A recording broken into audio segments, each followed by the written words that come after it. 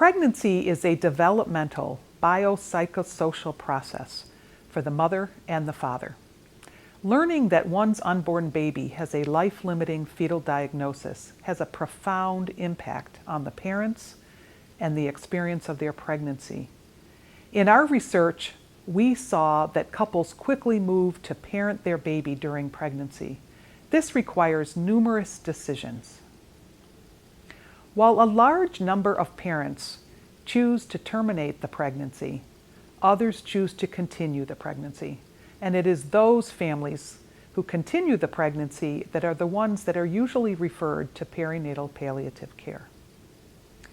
Through our interviews with 30 parents continuing pregnancy, we found that parents revise their tasks of pregnancy due to their current circumstances. Dear friends, it's been a long day, one of the longest I've had. We had our ultrasound this morning, and for 30 blissful minutes, we were able to enjoy watching our baby girl kick and squirm. She's a feisty little thing, stubborn, too. Our sonographer had to do a good bit of chasing and poking to get her to cooperate. For a short time, she was perfect. I pictured her a few years from now with long blonde hair and big blue eyes dancing with her daddy in our living room. But then our doctor came in to discuss the findings of the ultrasound. She was concerned about several things, the way our little girl has formed so far. Her concerns were serious enough that she sent us almost immediately to the maternal fetal specialist at the women's hospital. At least we didn't have to wait days or weeks to see the specialist. I was already in tears by the time we left, and I guess it's never a good sign when the nurse gives you an entire box of Kleenex when you leave the office. Another ultrasound was performed at the hospital. The specialist came in and explained all of his findings. It's all sort of a jumbled mess in my head. But it all comes down to this. Little L girl most likely has trisomy 13 or trisomy 18, both chromosomal disorders. Similar to Downs, but more serious. From what I've read, 50% of babies born with either of these don't survive longer than a few days after birth if they make it that far, and 90% don't survive past their first birthday. Some live a few years, but with significant medical problems. I don't even know what to tell you about how John and I are doing. We haven't told the kids yet. We don't really want to make this public knowledge yet, but we know we can't avoid that forever. We really don't know how to go through the next 4 to 5 months of pregnancy. We walked out of the specialist's office today, and I saw a great big bunch of pink balloons at the end of the hall, probably in celebration of a mom and baby girl who were about to head home. I burst into tears at the sight of it. This is going to be really, really hard. I guess I should ask you to pray, but it feels weird to do that, since he and I aren't really on speaking terms right now. So if you feel led to pray, go right ahead. You can do it on my behalf, because right now, I just can't. Pregnancy is changed dramatically when the sonographer or physician pauses during the routine anatomic ultrasound. The 5 stages of pregnancy across the top of this figure are quite altered from those anticipated in a normal pregnancy. Learning the diagnosis immediately changes the dynamics of relationships with family and friends. What to say and who to tell are now questions. This is the first of the tasks of pregnancy.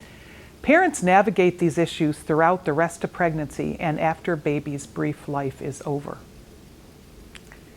The next altered task of pregnancy is parents having learned words from specialists about what is or might be wrong with their baby, but it takes time for them to truly comprehend the implications of the condition. Only when they understand why the condition threatens their baby's life do they move on to revision or revising their goals of pregnancy. As a perinatal palliative care coordinator, you want to listen to what the parents say and what they discuss about their goals so that you can help them achieve them. This is critically important.